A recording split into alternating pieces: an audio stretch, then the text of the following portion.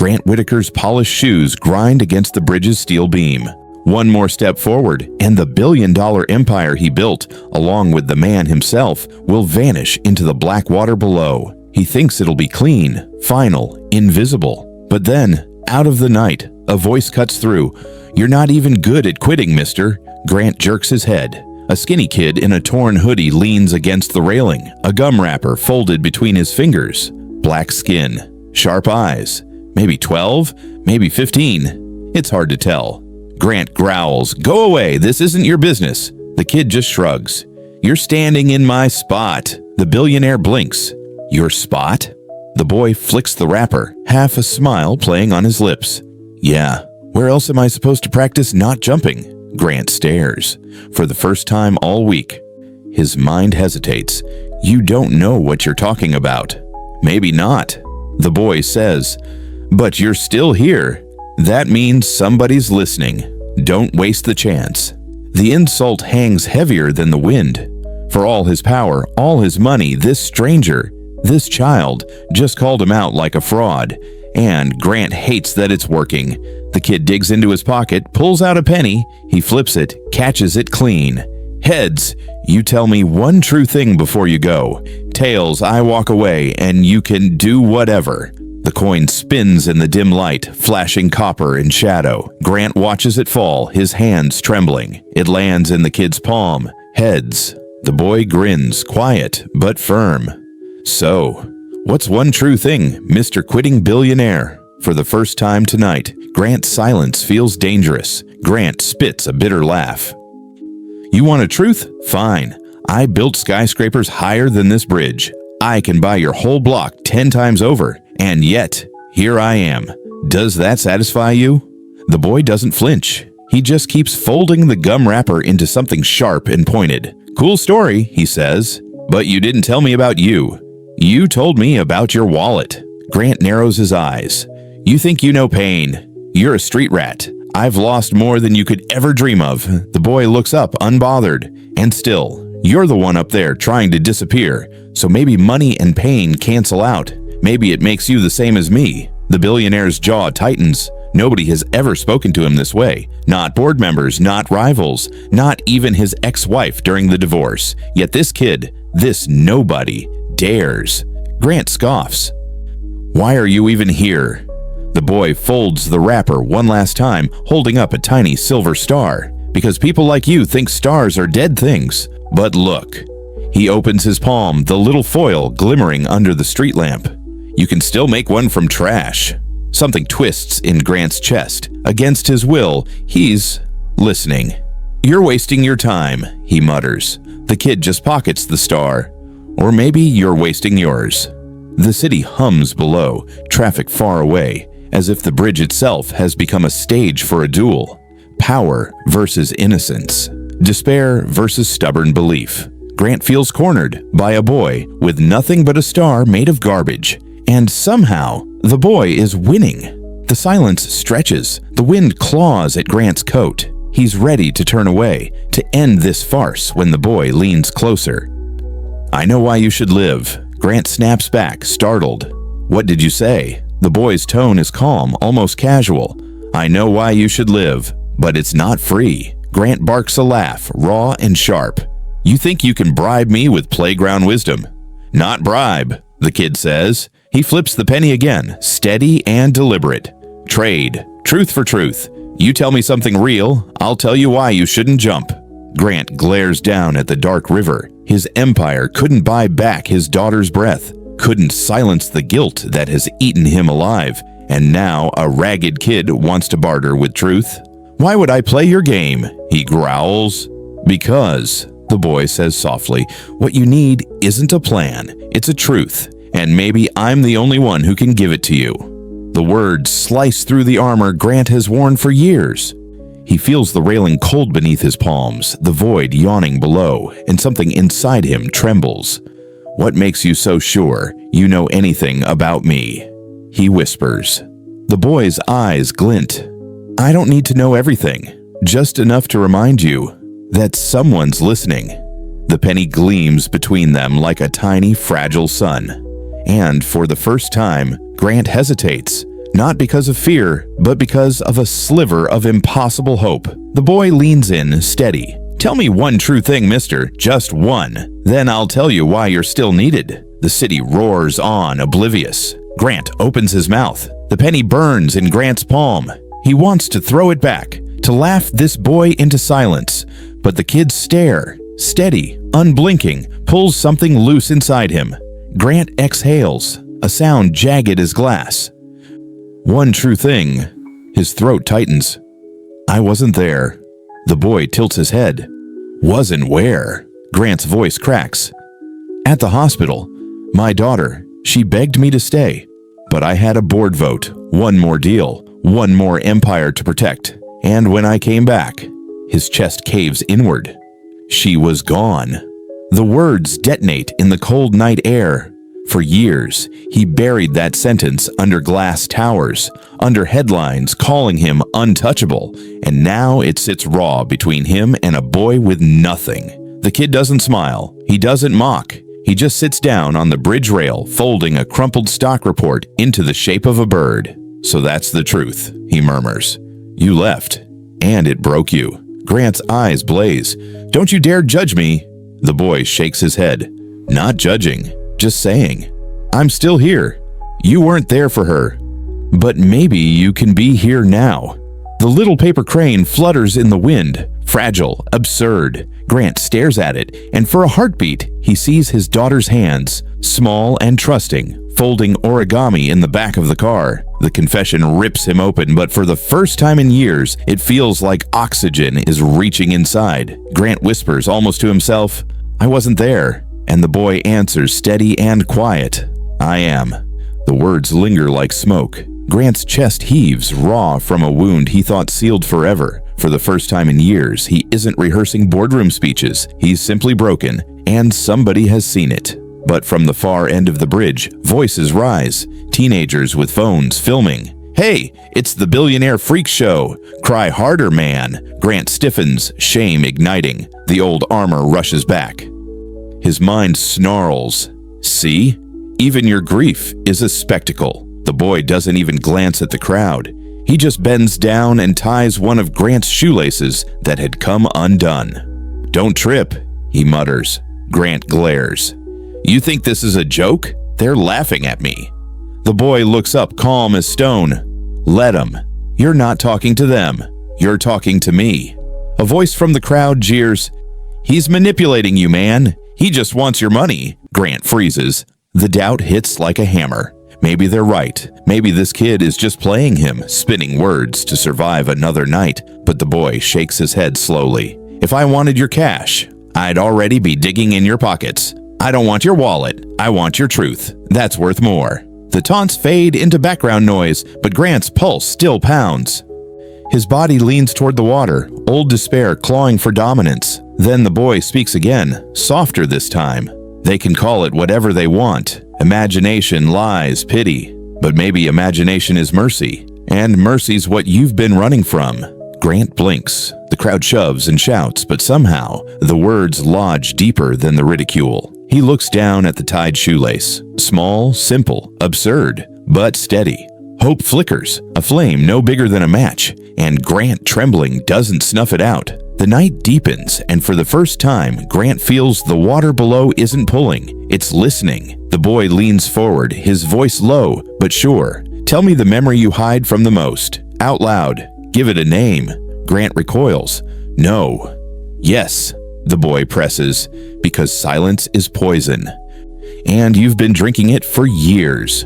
Grant's throat locks. He wants to push the kid away, vanish into the void. But the penny glints in his palm, stubborn as the boy himself. Slowly, painfully, he whispers, "She used to sing, every night, a lullaby, and I told her once I was too busy to listen, that I'd hear it tomorrow.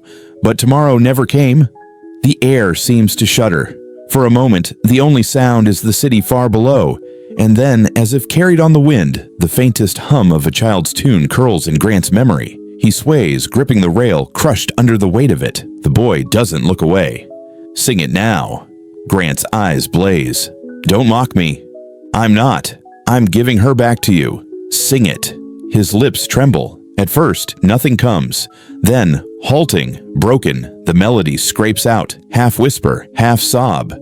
A lullaby cracked with years of regret. The boy closes his eyes, nodding as though he's keeping time. The hecklers on the far side fall silent, drawn by the strange gravity of a grieving man's song. When the last note dies, Grant collapses against the railing, shaking. The boy whispers, almost reverent, "Somebody's listening." And in that moment, for the first time since his daughter's death, Grant feels it. The silence isn't empty anymore. It's a witness, and he is not alone. The bridge is quiet now, the hecklers long gone. Grant leans against the cold railing, exhausted, hollowed out, but the boy hasn't moved. "You survived tonight," the kid says simply. "That's enough." Grant shakes his head.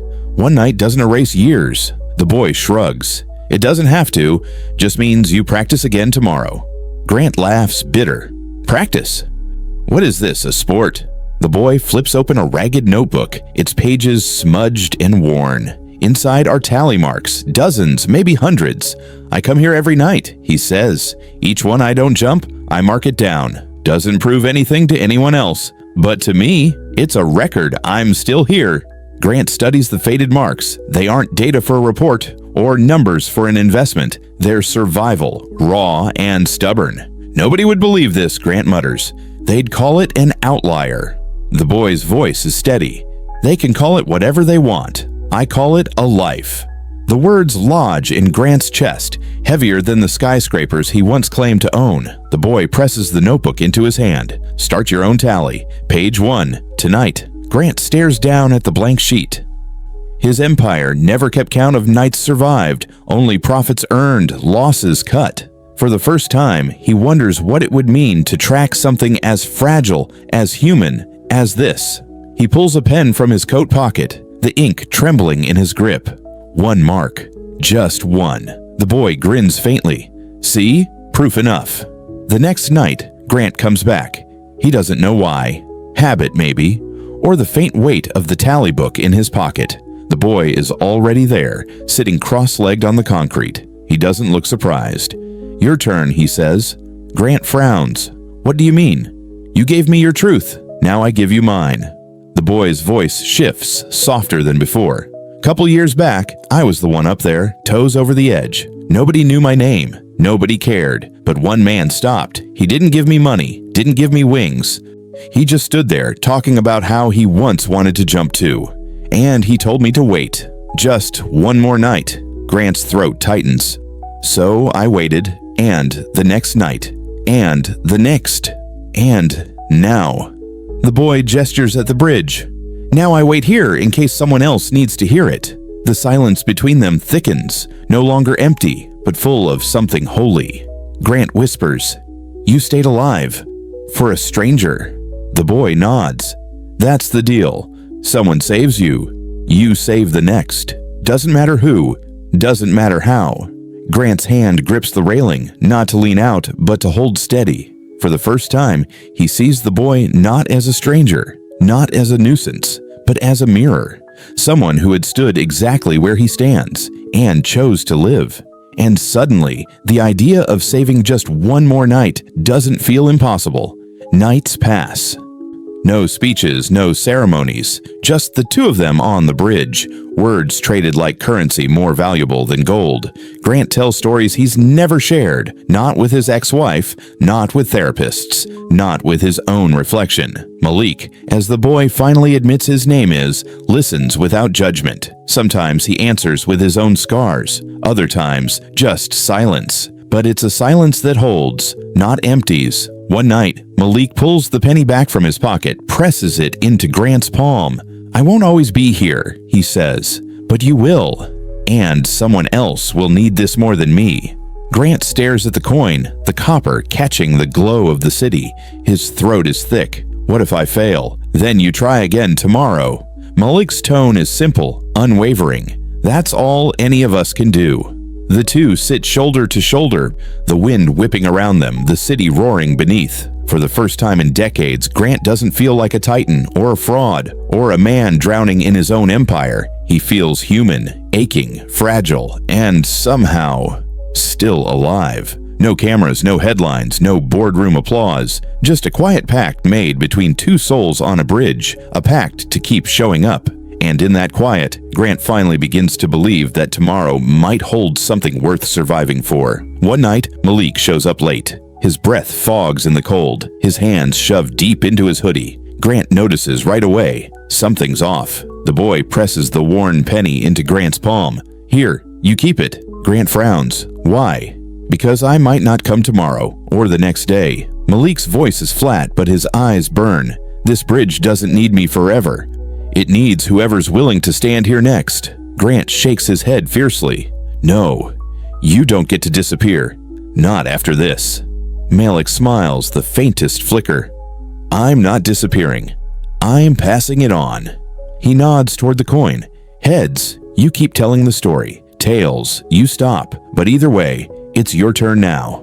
The copper shines in Grant's palm, heavier than gold. He closes his fist, trembling. "What if I fail them?" he whispers. Malik ties his shoelace again, simple and quiet. "Then you try again tomorrow. That's the rule." Grant's throat aches. "And if I'm not enough?" "You already are," Malik says, "because you showed up." The boy stands, tugging his hood up against the wind. "Don't forget, someone's listening." And before Grant can speak, Malik is gone, swallowed by the dark. The penny remains, a weight, a dare, a torch.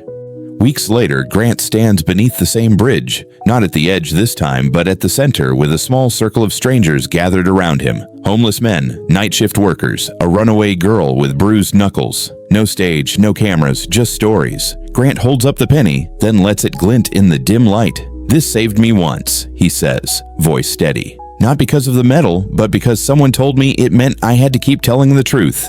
He starts the circle. One man admits he hasn't spoken to his son in 10 years. A woman whispers about the night she almost didn't come back. The stories flow, jagged and trembling, but real. Grant listens, every word etching itself into him. And when it's his turn, he tells them about the bridge, about the boy who made a star out of trash and a coin into a lifeline. The group sits in silence, not because they don't believe, but because they do. They call the circle storylines. Night after night, more people join. They mark the night survived, the truth spoken, the mercies found. And on the cracked concrete wall, a mural appears. No wings, just faith. Beneath it, a silver star made of gum wrappers. Grant searches for Malik. Every night, every alley, every corner near the bridge. He never finds him again. Some whisper the kid moved on. Others say he was never real at all, just a ghost who shows up when the river's about to claim another life. But Grant knows better. He has the penny. He has the star. The city begins to tell the story about the billionaire who once stood ready to die and the nameless kid who told him, "I know why you should live." Parents repeat it to their children. Teachers whisper it in classrooms. People scrawl it in chalk on sidewalks near bridges. Nobody agrees on what the boy looked like or how old he was. But everyone agrees on the ending. He disappeared, leaving behind nothing but a coin, a star, and a sentence that refuses to die. Grant returns to the mural one night, candles flickering at its base. A group of kids are taping paper cranes and gum wrapper stars to the wall. One of them tugs his sleeve. "Is it true?" the child asks. "Did a kid really save you?" Grant kneels, his eyes wet, his voice breaking. "Yes, and now, it's our job to save the next." He presses the penny into the child's hand. "Keep it safe. Heads, you tell the truth. Tails, you listen. That's the rule." The boy stares at the coin, wide-eyed, as if it's glowing. Grant steps back, the mural rising behind him. He didn't awaken a billionaire. He reminded a city. And the city, at last, is listening.